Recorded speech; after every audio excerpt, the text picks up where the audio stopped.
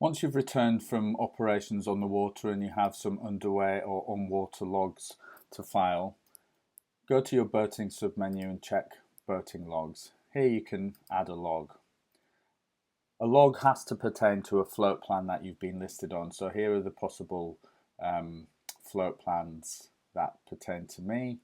I'm going to make a log against this test one here. So the log inherits all the information it can from the plan. Here we've got the departure, waypoint and point of return and times. If those are still accurate, you can just leave them be. If not, they're editable in here. I got back earlier. The crew and passengers and the role that I occupy also pre-populated, nothing to do there. So all we have to do is fill in these notes here, which that's it. That's all you need to do for the logging.